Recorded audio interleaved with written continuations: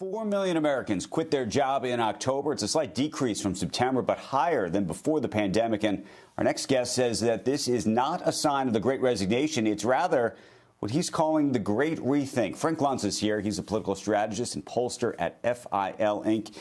Good morning to you, Frank. So not the Great Resignation, but you think there's something even broader happening, in fact. We are re-examining who we are, what we are about, what our priorities are, what we want for the future. We are truly taking a broad look at our day-to-day lives, and the corporate community needs to understand this. Telling workers they have to go back to work when they've decided that they don't want to work at work is a mistake. Telling workers that you have certain hours, that you must do some things when we haven't been doing them for the last 18 months, and it looks like it's going to continue for another 6 months longer. We are even re-examining our friendships. 13% are re-examining who they vote for. But you've got now more than half of Americans, more than half, believe that their lifestyle and their work-life balance needs to change. We've never had this in our lifetime, and I think that this is really significant. A third are changing their friendships, their family relationships. So I think that this is going to affect the economy. It's going to affect how we live. And the business community needs to understand that the workplace is simply a different equation today than what it was 18 or 24 months ago. Frank, I want to just define something for a second, which is there's a distinction, though, between what might be described as white-collar work and blue-collar work, which is that right now a lot of white-collar work, people are working from home. They do have this new flexibility. They were able to do that during this period. Quote-unquote, blue-collar work hasn't had that. Is that rethink, quote-unquote, happening in the blue-collar world in the same way?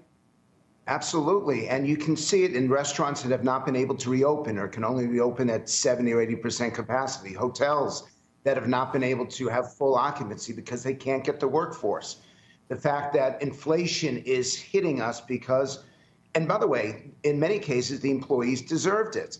But you now can get 25, 30% more for your labor because the government's been paying people to stay at home. These are significant. We are even changing what we think about the work ethic, and that is happening all throughout the economy. So yes, Andrew, whether you're white collar, work collar, whether you're 25 or 55, you're deciding right now as we speak what kind of life you want to live in 2022, and I don't think the corporate community is prepared for this. And so what does that mean, though, in terms of I mean, I think what you're saying is there's now a much higher expectation for what you're doing in the workplace.